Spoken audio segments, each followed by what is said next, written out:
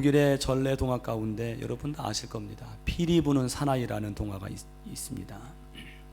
독일의 하멜른이라는 동네에 쥐들이 난동을 피워서 너무 많아져 가지고 고양이도 두려워할 정도가 되어서 그 시에서 그 쥐를 제거하는 사람에게 상을 주겠다 그렇게 내걸었습니다. 이 말에 피리 부는 한 사나이가 그 피리를 가지고 쥐들을 유인해서 강물에 빠뜨려 해결을 했습니다. 그런데 그 시장이 돈이 아까운 나머지, 상금이 아까운 나머지 동네 사람들과 짜서 약속을 지키지 않은 거예요. 경비병들을 시켜서 이 피리 부는 사나이를 쫓아내고 맙니다. 이에 크게 화가 난 이 사나이가 피리를 가지고 이제는 쥐가 아니라 마을 아이들을 다 현혹해서 함께 자취를 감추었습니다. 뒤늦게 후회한 이 마을 사람들이 사나이를 찾아보았지만은 찾을 수가 없었습니다. 돈을 아끼려다가 돈보다 귀한 자신들의 아이들을 잃은 셈입니다. 이 피리 부는 사나이가 아이들을 데려갈 때 어떤 이 줄로 묶어서 잡아간 것이 아니지요. 그 아이들은 보이지 않는 그 뭔가의 그 피리 소리를 듣고 사로잡혀 간 것입니다.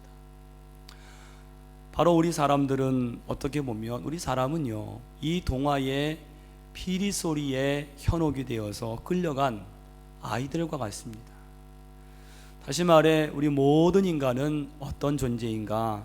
인간은 누구인가 또는 무엇인가 끌려 살아가는 존재가 바로 우리 인간이라는 이야기입니다. 가령 어떤 사람은 자나깨나 돈 생각뿐입니다. 이 사람은 다름 아닌 돈에 끌려서 돈에 사로잡힌 인생이지요. 또 어떤 사람은 아주 강한 욕망과 쾌락에 끌려 인생을 허비합니다.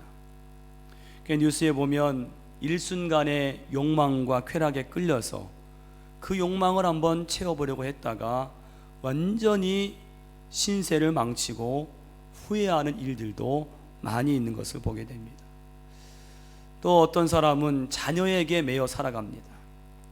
자녀 일이라면 자기 삶도 없고 어떤 불편도 다 감수하는 거예요. 그런데 어느 순간 내가 뭐하고 살았는가 하는 그런 허무함에 빠지고 마는 것입니다. 또 어떤 사람은 증오와 원한에 사로잡혀 살아갑니다. 누군가를 곤경에 빠뜨리기 위해서 끊임없이 도모하고 계획하는 것입니다. 사람들이 가장 매이고 사로잡히는 게 뭔가 하면 미래에 대한 불안과 두려움입니다. 지난 한 주간 우리 한국을 떠들썩하게 한 사건이 있었습니다. 한 대학 교수가 자기 제자를 대학교에 취직을 시킨 후에 이 일을 못한다는 이유로 임금 착취는 물론 아주 심하게 그 제자를 폭행하고 감금을 하고 인간이 인간에게 도저히 할 수 없는 끔찍한 일을 저지른 사건입니다. 그 제자를 사무실에 감금한 채로 2, 3일을 굶기고 또 한 팔로만 1시간 동안 엎드려 뻗쳐 있게 하고 앉았다 일어서기를 1000번을 반복을 시켰다는 것입니다. 얼굴에 이 비닐을 씌우고 그 안으로 이 호신용 스프레이를 뿌려서 얼굴에 화상을 입게 한 거예요. 이 교수를 가리켜서 매스미디어가 인분교수다, 인분교수라고 이름 붙인 것은 그가 이 제자에게 한 가혹행위 중에 하나가 대소변을 먹인 것입니다. 16차례나 그렇게 했는데 그 동기가 이걸 먹고 다시 태어나라고 그렇게 했다는 것입니다. 이 사건을 보면서 정말 이해가 안 되고 의문스러운 점 2가지가 있어요. 하나는 그 일을 당한 제자가 이해가 안 되었습니다. 어떻게 2년간이나 그런 일을 당하면서 거기를 빠져나올 생각을 못했을까? 사실 그곳이 감옥도 아니고 사무실 아닙니까? 얼마든지 빠져나올 수 있지요. 그럼에도 이 사람이 나올 생각을 못했다는 것입니다. 근데 그 사람이 나중에 하는 말이 있어요. 이런 말을 합니다. 사람이 매일 그렇게 맞다 보니까 이 머릿속이 바보가 되더라. 그런 얘기를 합니다. 무슨 말인가요? 누가 그 사람을 가두지 않았음에도 불구하고 자신도 모르게 그냥 스스로가 사로잡혀 있는 것입니다. 저는 이 사건을 보면서 사람이 이렇게 터무니없이 매인체로 살아갈 수가 있구나, 그런 것을 깨달았습니다. 또 한 가지 의문이 그 교수입니다. 여러분, 그가 한 행동은 도저히 평범한 사람이 할 수 있는 행동이 아니지요. 아무리 밉고 아무리 싫어도 어떻게 이 살이 썩도록 매질을 합니까? 어떻게 비닐로 얼굴을 뒤집어 씌워서 거기에 그 독한 약을 뿌릴 수가 있습니까? 어떻게 다른 사람에게 자기의 그 배설물을 수십 차례나 먹일 수 있습니까? 이 일들은 보통 사람은 절대 할 수 있는 행동이 아니지요. 무엇입니까? 이 사람 역시 사로잡힌 사람입니다. 뭔가에 매우 불행한 사람입니다. 여러분, 크리스마스 캐롤이란 동화 아시죠? 거기에 구두쇠 스크루지 영감이 나오지요. 이 사람이 나중에 어떻게 그렇게 새로운 사람으로 변화가 되는가? 그가 꿈을 꾸고 나서 깨달은 게 있었습니다. 뭔가 하면 자신이 평생 이 돈에 매여서 사로잡힌 인생인 것을 깨달았어요. 그가 꿈에 마레라고 하는 죽은 친구의 유령을 만나게 되죠. 그런데 그 친구의 모습이 온몸에 아주 무거운 쇠사슬을 칭칭 감고 있는 거예요. 그래서 스크루지가 묻습니다. 자네는 왜 그렇게 그런 사슬로 묶여 있는가 물으니까 그 친구가 말하기를, 이것은 내가 살아있을 때에 내가 만든 쇠사슬이라고. 그런데 보니까 결국은 그 쇠사슬이 나를 이렇게 묶었다는 것입니다. 그러면서 이 스크루지에게 하는 말이, 아마 자네 쇠사슬은 굉장히 무거울 것이야, 이렇게 말을 합니다. 그때 이 스크루지가 자기를 보면서 한탄하면서 말하기를, 욕심의 포로가 되어 묶이고 이중으로 고랑을 찬 죄인이여, 인생은 한번 그 기회를 잃으면 아무리 오랫동안 후회해도 돌이킬 수 없다는 것을 깨닫지 못하는 자여, 그 자가 바로 나였구나. 내가 바로 그 자구나. 여러분, 현명한 인생이 누굽니까? 현명한 사람이 누굽니까? 더 이상 소망이 없는 그때가 이르기 전에 하나님이 우리에게 기회를 주셨을 때, 나를 얽매이고 있는 이 세상에 헛되고 악한 나를 묶고 있는 이 쇠사슬을 풀어야 합니다. 여러분, 내가 만든 쇠사슬인데 그게 나를 칭칭 감아서 꼼짝없이 만든다는 거예요. 저는 오늘 이 사도 바울의 빌립보 말씀을 가지고 우리가 진정 무엇에 끌리고 무엇에 잡혀 살아야 하는지 몇 가지로 은혜를 나누고자 합니다. 첫 번째로, 우리는 예수님께 잡힌 바의 인생이 되어야 합니다. 예수님께 잡힌 바의 인생. 앞서 언급했지만 여러분, 우리 인간은 무엇인가 또는 누구인가 끌리고 매이고 사로잡히는 존재예요. 그게 좋은 것이든 나쁜 것이든 우리는 그런 존재입니다. 여러분, 그런데 오늘 이 사도 바울의 놀라운 고백을 보세요. 저는 오늘 여기 계신 모든 분들이 오늘 사도 바울과 똑같은 고백을 하기를 원합니다. 12절을 보세요. 12절 뭐라고 하십니까? 내가 이미 얻었다 함도 아니요 온전히 이루었다 함도 아니라 오직 내가 그리스도 예수께 잡힌 바 된 그것을 잡으려고 달려가노라. 오늘 사도 바울이 뭐라고 고백합니까? 나는 누구에게 잡힌 인생인가? 오직 그리스도 예수께 잡힌 인생이라는 거예요.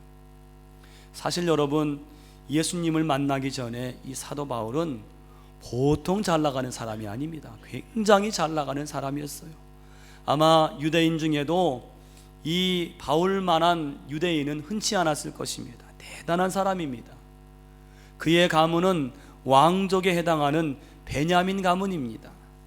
또한 그는 바리새인 중에 바리새인이었어요. 우리가 워낙 이 바리새인을 안 좋게 얘기해서 그렇지요. 사실은 예수님 당시에 이 바리새인 하면 유대 사회에서 가장 존경받는 그런 사람들이었습니다. 거기다가 이 바울은 머리가 뛰어나고 학벌이 당대 최고의 학벌을 가진 사람입니다. 가말리엘이라는 아주 유명한 스승의 제자입니다. 결정적으로 이 바울은 로마의 시민권을 가진 사람이었어요. 당시에 여러분, 로마의 시민권이 있으면 죄를 지어도 바로 사면입니다. 여러분, 이런 이 대단한 이 사도 바울이 다메섹이라는 곳을 가다가 그 길에서 예수님을 만났어요. 예수님이 강력한 빛 가운데서 이 바울에게 말씀하셨습니다. 사울아, 사울아, 당신은 누구십니까? 나는 네가 핍박하는 예수라. 바로 거기서 이 예수를 만난 사울이 그 대단하고 그 잘 나가던 그 사도 바울이 완전히 고꾸라졌어요. 그가 예수님을 만나더니 예수님을 핍박하던 자에서 예수님을 가장 열심 있게 증거하는 제자가 되었다는 것이 놀라운 변화입니다. 그리고 오늘 고백하는 거예요. 뭐라고 고백합니까? 나는 예수님께 잡힌 바 된 사람입니다.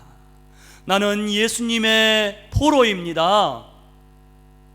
이것을 아주 기쁘게 감격적으로 고백하는 겁니다. 여러분, 멋진 고백 아닙니까? 세상의 사람들은 돈에 잡혀 살고 명예에 잡혀 살고 미움과 원한에 잡혀 살고 어떤 사람들은 악한 영에 사로잡혀 살아가는데, 오늘 사도 바울은 나는 예수님께 잡힌 사람입니다. 여러분, 한번 생각해 보세요. 우리 인생이 예수님께 잡혀 사는 게 가장 복되지 않겠습니까? 그렇지 않습니까? 우리가 예수의 사람들인데 여러분, 뭐에 잡혀 살아가야 됩니까? 바로 예수님께 잡혀 살아가는 인생이 가장 복된 인생인 줄로 믿습니다. 그게 예수님의 사람입니다. 오늘 사도 바울은 이게 너무나 기쁘고 귀한 거예요. 그러니까 오늘 뭐라고 고백하는가 하면요, 오늘 읽은 말씀 전에 7절 8절을 보세요. 거기 뭐라고 고백하는가 하면, 내게 유익하던 것, 여러분 유익하던 것이 뭡니까? 사도 바울의 가문, 사도 바울의 위치, 학벌, 신분, 이 모든 것을 뭐라 그래요? 해로 여긴다. 그리고 더 나아가서 나는 이것들을 배설물로 여기노라 그랬어요. 사도 바울의 이 말은요, 이것들이 귀하지 않다는 말이 아닙니다. 그것들이 귀하지요. 바리새인도 귀하고 학벌도 귀하고 로마의 시민권도 귀하지요. 왜 안 귀합니까? 그런데 예수님을 모시고 보니까, 예수님께 내가 잡혀 살고 보니까 그 예수님 모신 삶이 너무나 좋은 나머지 이 모든 것들이 다 배설물처럼 여겨진다는 거예요. 여러분, 이것이 바로 예수 믿는 자의 감격인 줄로 믿습니다. 오늘 이 감격이 사도 바울에게만 허락된 게 아니라 오늘 저와 여러분에게도 주신 이 감격이요 기쁨인 것을 믿으시기를 바랍니다. 여러분, 다 그렇게 고백하실 수 있기를 축원합니다. 두 번째는요, 예수님께 잡힌 인생이 되려면 나의 불완전함을 인정하고 고백해야 합니다. 나의 불완전함, 그걸 인정하고 고백해야 돼요. 나는 불완전한 존재입니다. 여러분, 행복한 관계를 유지하는 부부의 특징이 뭔지 아십니까? 행복한 관계를 유지하는 부부는요, 서로 생각하기를 내가 부족하지. 상대방이 부족한 게 아니라 내가 부족하지. 보통 남자들은 저를 포함해서 신혼 때 생각하기를 어떻게 생각하는가 하면 나만큼 완벽한 남자가 없다, 그렇게 생각을 해요. 그러니까 이때는 그야말로 내가 이 사람과 살아주는 거예요. 그래서 싸우면 흔히 하는 말이 나니까 당신과 살아주는 거야, 이런 말들 하지 않습니까? 그런데 성숙하고 현명한 사람은요, 시간이 갈수록 뭘 깨닫는가 하면 내가 그렇게 완벽한 사람이 아니라는 사실을 깨달아요. 이걸 깨닫는 게 맞습니다. 내 부족함이 보여야 되는 거예요. 이런 사람이 나중에 배우자에게 이런 고백을 합니다.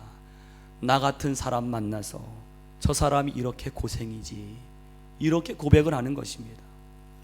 미안한 마음이 들어야 돼요. 이게 행복한 부부의 생각입니다. 한 남편이 아내에게 무슨 얘기를 해도 잘 대답을 안 하니까 생각하기를, 이 사람이 나 같은 사람 만나서 평생 고생만 하다가 이제 나이가 들어서 귀도 먹게 된 건 아닌가, 귀가 먹게 된 건 아닌가 걱정이 되었어요. 그래서 아내가 어느 정도 거리에서부터 못 알아듣는지 테스트를 좀 한번 해봐야 되겠다. 그래서 현관문에서 아내를 테스트했습니다. 여보, 오늘 저녁 뭐야? 아무 대답이 없어요. 그래서 거실 입구에 가서 다시 한번 외쳤습니다. 그런데 또 묵묵부답입니다. 이제는 주방 앞에 가서 다시 한번 물었습니다. 여보, 오늘 저녁 뭐야? 대답이 없어요. 아니, 여기서도 안 들린단 말인가? 정말 마음이 아팠습니다. 아내의 귀가 이렇게 심각할 줄이야. 아내에게 정말 미안한 마음을 느꼈습니다. 부엌에서 뭔가를 준비하는 아내 곁으로 다가가서 아내의 등에 손을 살포시 얹으면서 아주 부드럽고 다정한 목소리로 여보, 오늘 저녁 뭐야? 그때 갑자기 아내가 몸을 획 돌리면서 소리를 쳤습니다. 아니, 도대체 내가 칼국수라고 몇 번을 말해, 몇 번을. 아내가 귀가 먹은 게 아니라 남편 귀가 먹었던 거예요. 여러분, 남이 문제가 아닙니다. 바로 내가 문제예요. 내가 부족한 거예요. 내가 타인에게 이렇게 당신이 문제야 라고 지적할 때 손가락 3개는 나를 가리키고 있습니다. 내가 부족한 거고 내가 온전치 못해요. 이것만 알아도 행복한 겁니다. 여러분, 신앙생활도 아무리 오래 믿고 아무리 신실하게 믿었어도요, 그 신앙을 일순간에 병들게 하고 하나님 은혜로부터 떠나게 만드는 게 뭔지 아십니까? 나 정도면 온전하다, 이 생각이. 나 정도면 온전하다. 우리가 오래 신앙생활 하다 보면 어느 순간 내가 온전한 사람이 되어 있어요. 내 생각에.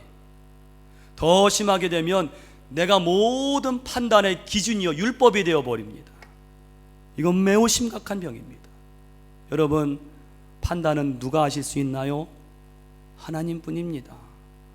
우리 판단의 기준은 무엇입니까? 내 생각이 아니에요. 하나님 말씀이 돼야 됩니다. 할렐루야. 여러분, 신앙생활에서 가장 위험한 생각이 바로 내가 온전하다, 그 생각입니다. 한국에 이단이 많은데 여러분, 이단이 되는 가장 큰 이유가 뭔가 하면 성경을 잘한다고 생각합니다. 내가 진리를 통달했다고 생각해서 나 이상이 없는 거예요. 나를 가장 온전한 자로 생각을 하니까 결국에는 내가 하나님 자리에 앉게 되는 것입니다. 그게 이단입니다. 그런데 오늘 바울을 보세요. 바울은 여러분, 기독교 역사상 가장 위대한 사도입니다. 그냥 하는 말이 아니에요. 여러분, 사도행전 한번 읽어보세요. 이보다 위대한 사도가 없습니다. 뭐 하나 빠지는 게 없습니다. 대단한 사람이에요. 그런데 그 사도 바울이 오늘 뭐라고 고백합니까? 12절에 보세요. 내가 이미 얻었다 함도 아니요 온전히 이루었다 함도 아니라. 이게 이 사도 바울의 고백이에요. 무슨 말입니까? 나는 아직 멀었습니다. 나는 아직 많이 부족합니다. 내가 이룬 것이 아닙니다. 나는 온전치 않습니다. 여러분, 정말로 예수를 정말로 만난 사람은 어떤 사람인가 하면 예수님 앞에서 자기가 얼마나 내가 얼마나 부족한지, 내가 얼마나 온전치 못한지, 내가 누구를 판단합니까? 그것을 인정하고 고백하는 사람이에요. 그게 정말 예수를 만난 사람이에요. 미국의 청소년들 가장 심각한 문제가 마약이죠. 마약. 우리나라 유학생들도 공부하러 갔다가 그냥 한순간에 어떻게 잘못 그 마약을 한번 들이게 되면요, 마약을 시작한 날로부터 인생 패인이 되는 거예요. 너무너무 심각합니다. 근데 이들을 목회하는 한영호 목사님이라는 분이 계신데 제가 직접 만난 적이 있습니다. 근데 이 한영호 목사님의 그 이력이 뭔가 하면 아주 특이한 게, 이분 자체가 청소년기에 마약에 중독된 분이었어요. 갱으로, 폭력 갱으로 활동한, 방황한 그런 분이었습니다. 근데 이분이 하나님을 만나 회개하고 목사가 되었어요.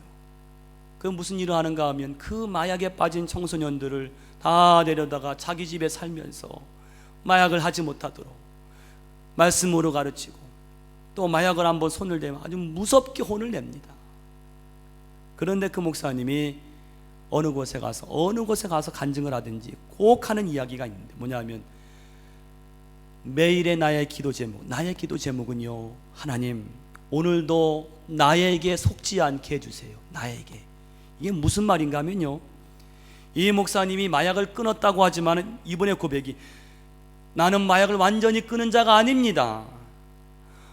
마약을 한번 손댄 사람은 그 마약을 완전히 끊었다고 생각할 때에 실수하게 된다는 거예요.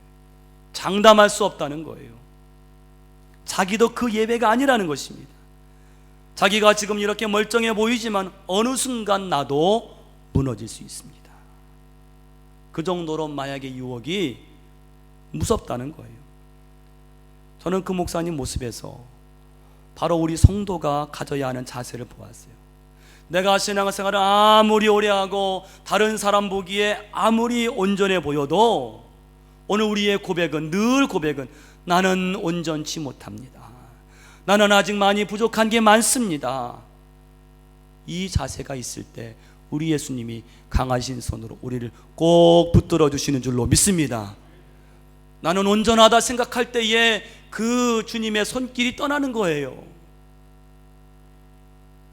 물론 여러분 다 우리 예수님께 잡힌 인생이 되시기를 간절히 축원합니다.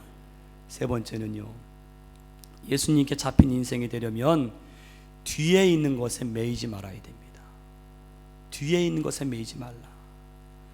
오늘 바울이요 제시하는 또 하나의 중요한 자세가 13절 중간에 있어요. 13절 말씀 보면, 형제들아 나는 아직 내가 잡은 줄로 여기지 아니하고 오직 한 일, 뒤에 있는 것은 잊어버리고 앞에 있는 것을 잡으려고.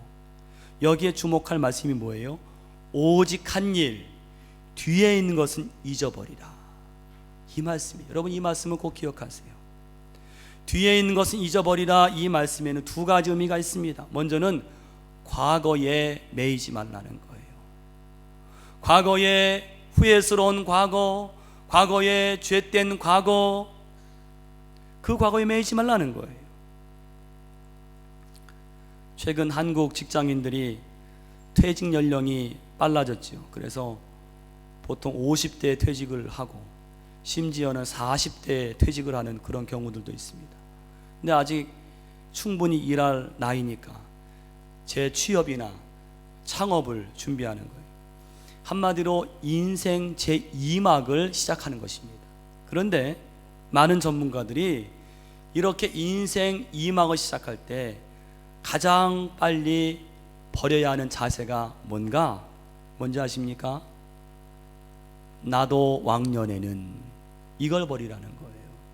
그래서 뉴스 기사 제목이 나도 왕년에 이것에 집착하면 인생 임하기 힘들어진다.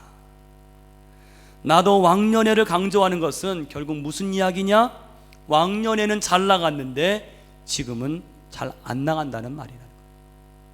그 말은 곧 지금 잘 나가는 사람은 굳이 왕년을 들먹일 필요가 없다는 이야기입니다. 어떤 목사님 글에 보니까 신앙세계에도 이 왕년이 있다는 말입니다. 신앙인들 역시 과거를 회상하면서 그때가 참 신앙이 뜨거웠어. 그때 열심히 기도했어. 왕년에는 열심히였지. 이렇게 왕년만 이야기하는 것에는 초라함이 묻어난다는 거예요.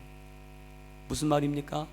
지금은 그렇지 않기 때문에 그런 거예요. 그러면서 말씀하기를 내가 왕년에는 이것에 머물러 있다면 우리가 믿는 하나님도 그 왕년에서 한 발자국도 움직이시지 못한다는 이야기. 그러면서 우리 믿음이 어떤 믿음이 돼야 하는가? 하나님이 그때의 그 왕년에 그 예전에 그렇게 역사하셨으니 내가 다시 새로운 마음으로 지금 회개하고 하나님의 이름을 부르고 나아가면 그때와 같이, 아니 그때보다 그 이상으로 지금 여기에서 나에게 역사하실 줄로 믿습니다. 이 믿음으로 나아가라는 거예요. 과거에 매이지 말라는 거예요. 다음으로 뒤에 있는 것은 잊어버리라. 이 말씀은 세상에 매이지 말라는 것입니다. 누가복음 6장 62절에 9장 62절에 예수님이 신자들에게 중요한 말씀하시죠. 이런 말씀입니다. 예수께서 이르시되 손에 쟁기를 잡고 뒤를 돌아보는 자는 하나님 나라에 합당하지 않다. 손에 쟁기를 잡고 앞으로 나가야 되는데 자꾸 뒤를 돌아보면 삐뚤삐뚤 갈리고요. 여러분, 신앙인이 뒤를 돌아보는 게 무엇입니까? 세상을 자꾸 돌아보는 거예요. 여러분, 이스라엘 백성들이 저 애굽을 나와서 광야를 지날 때 가나안을 바라보고 가야 되는, 자꾸 이들이 어떻게 했습니까? 뒤를 돌아보았어요. 애굽을 그리워했습니다. 우리가 애굽에 있을 때는 이것도 먹고 저것도 먹고, 신앙인들도 예수를 바라보고 힘차게 나아가야 되는데 자꾸 세상을 바라보면 내가 예수를 믿지 않았을 땐 이러했는데.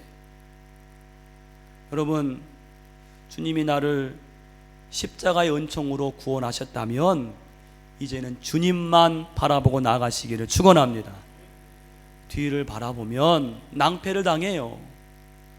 아브라함의 조카 롯이 소돔과 고모라가 망할 때 하나님의 은혜로 그 롯이 자기의 가족들을 데리고 성을 나왔습니다. 소돔과 고모라에 유황불이 내리고 그들은 멸망의 도성에서 나왔어요. 그런데 롯의 아내가 그 성을 나오다가 그 성을 뒤를 돌아보았습니다. 어떻게 되었습니까? 소금 기둥이 되었어요. 무엇을 말합니까? 뒤를 돌아보는 신앙. 하나님 나라에 들어왔음에도 자꾸 세상을 돌아보는 신앙은 예수님께 온전히 잡힌 바가 되지 못한다는 거예요. 거기서 주저앉고 마는 것입니다. 여러분, 오늘 우리가 주님께 매여 살아가야 되는데 오늘 과거에 세상에 매이지 않는 그런 신앙이 되시기를 간절히 축원합니다. 마지막 네 번째는 예수님께 잡힌 인생은요, 표대를 향하여 달려나가는 삶입니다. 표대를 향하여. 지난주에 있었던 가장 큰 세계 토픽이 하나 있습니다. 뭐냐면 지금부터 10년 전에 미국 나사에서 항공우주국에서 발사한 탐사선인 뉴 호라이즌스 5호가 태양계 끝에 있는 명왕성에 도달한 소식입니다. 이것은 지금까지 인류가 보낸 우주 탐사선 중에 가장 멀리 날아간 거예요. 무려 48억 킬로미터. 470kg의 이 탐사선이 총알보다 10배 빠른 속도로 시속 58,000km로 10년 동안 쉼 없이 한 번도 쉬지 않고 계속 날아간 결과 지난주에 태양계 끝에 있는 명왕성을 지나면서 명왕성의 그 자세한 모습을 인류에게 최초로 선물했습니다. 많은 사람들이 그 소식에 감탄을 했습니다. 더 놀라운 것은 지금 그 우주선이 태양계 밖에 그 전체를 관측하기 위해서 지금 이 시간도 계속 날아가고 있다는 거예요. 여러분, 이 우주선이 목표를 향해서, 표대를 향해서 인간이 그에게 부여한 이 사명과 상급을 위해서 지금도 쉼없이 날아가는 그 모습을 보면서 오늘 사도 바울이 말한 이 모습은 바로 예수님께 잡힌 자의 모습이라는 거예요. 여러분 14절을 보세요. 14절 사도 바울이 뭐라고 묘사합니까? 함께 읽습니다. 표대를 향하여 그리스도 예수 안에서 하나님이 위에서 부르신 부름의 상을 위하여 달려가노라. 아멘. 우리 성도의 삶은 표대를 향하여, 목표를 향하여 달려가는 삶이 돼야 돼요. 그 말은 성도의 삶은 날마다 반복되는 쳇바퀴의 삶이 되어서는 안 된다는 거예요. 여러분, 시간이 많지 않습니다. 우리 열심으로 달려나가야 돼요. 물론 우리가 매주 이렇게 예배를 드리고 말씀을 듣고 기도를 하고 말씀을 묵상하고 또 그 말씀대로 살아가고 사랑을 실천하고 전도하고 어떤 때는 이게 지루한 일상의 반복이 아닌가 그렇게 생각이 될 때도 있는데, 여러분, 나사, 돌리는 나사 아시죠? 나사를 한번 생각해 보세요. 나사는요 돌리게 되어 있습니다. 돌아갑니다. 여러분, 나사가 돌아가면 다시 제자리로 돌아오는 것 같습니다. 아무런 진전이 없어 보입니다. 그러나 계속 돌리다 보면 그 나사가 앞으로 전진하는 거예요. 돌려서 그냥 그 자리에 있는 것 같지만 계속 돌리다 보면 앞으로 전진하는 것입니다. 오늘 저와 여러분도 신앙의 거룩한 반복을 통해서 기쁨으로 감사함으로 이 예배를 감당하며 말씀을 듣고 날마다 부단히 노력할 때에 우리의 삶도 앞으로 나아가는 그러한 삶이 되시는 것을 믿으시기를 바랍니다. 그런데 중요한 것은요, 오늘 사도 바울이 말하는 이 표대가 도대체 뭐냐? 표대, 이 목표가 무엇이냐? 오늘 말씀 보니까 나와 있어요. 표대가 뭔지 아십니까? 부름의 상이에요. 부름의 상. 바울이 뭐라 그래요? 부름의 상을 위하여 달려가노라 그랬어요. 오늘 저와 여러분에게 반드시 있어야 하는 것이 뭔가 하면 부름의 상입니다. 여러분, 뉴 호라이즌 소는 몇 해 뒤면은 저 태양계 바깥에 어떤 곳을 또 관측해서 그것을 보내올 때에 그 우주선은 또 한 번 큰 영예를 얻을 것입니다. 상을 받는 거예요. 그 우주선도 그 상급을 위해서 계속 달려가는 거예요. 오늘 우리에게도 오늘 주님께서 주시는 그 부름의 상을 위하여 바라보고 나갈 수 있는 그 부름의 상이 있어야 된다는 것입니다. 한국에서 목회를 잘하신 유명한 목사님이 계시는데 아주 큰 목회를 하신 분입니다. 근데 그분이 은퇴하시고 나서 가만히 생각해. 내가 이제 앞으로 천국에 가서, 내가 이제 죽어서 천국에 가서 받을 상이 뭘까? 얼마나 상급이 될까? 이걸 한번 따져본 거예요. 그런데 받을 상을 생각해 보니까, 내가 천국에 가서 하나님을 만날 때 받을 상을 생각해 보니까 정신이 번쩍 나더라는 거예요. 무슨 말인가 하면, 당신이 그렇게 많은 성도들을 목회하긴 했지만 천국에서 받을 가장 큰 상은 그게 아니더라는 거예요. 천국의 가장 큰 상은 얼마나 많은 영혼이 나를 통해서 하나님께로 돌아왔는가, 예수를 믿게 되었는가, 이것이 가장 큰 상인데 내가 받을 상을 생각해 보니까 정신이 번쩍 나더라는 거예요. 야, 이거 내가 헛살았구나. 그날로 이분이 선교사가 되어서 아프리카로 날아갔다는 얘기입니다. 오늘 저와 여러분도 바로 지금 이 순간 내가 천국에 가서 하나님을 만날 때에 받을 부름의 상을 한번 생각해 보세요. 나는 어떤 상을 받을 것입니까? 나에게 상급이 얼마나 클 것입니까? 여러분, 부름의 상은 죽을 때 가서 생각하는 게 아니에요. 부름의 상을 그때 가서 생각하면 이미 늦습니다. 오늘 지금 바로 그 부름의 상을 생각해야 합니다. 나는 과연 하나님께 어떤 상을 받을 것인가? 그 부름의 상을 위해서 달려나가는 삶이 바로 예수님께 잡힌 바의 삶이라는 것입니다. 여러분, 나 지금 이 순간에 내가 부름의 상을 위하여 나도 바울처럼 달려가야 되겠다.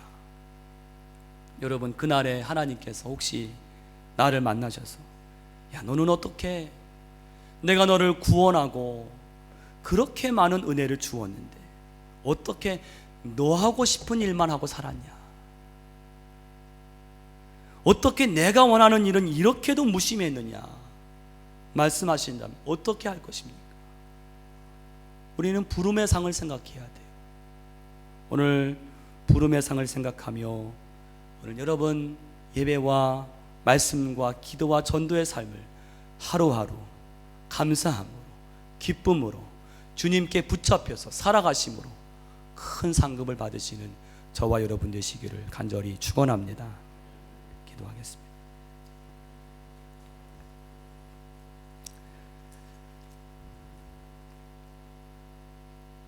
우리가 예수의 사람들로서 주님, 다른 것에 끌리고 다른 것에 사로잡히지 않기를 원합니다.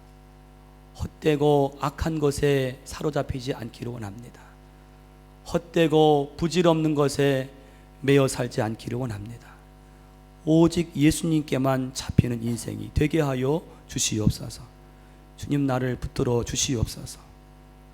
주님처럼 생각하게 하시고 주님처럼 말하게 하시고 오늘 사도 바울처럼 부름의 상을 위하여 내가 하나님을 만날 때 나는 어떤 상을 받을 것인가, 그 부름의 상을 위하여 달려나가는 복된 삶이 되게 하여 주시옵소서. 예수님의 이름으로 기도하옵나이다. 아멘.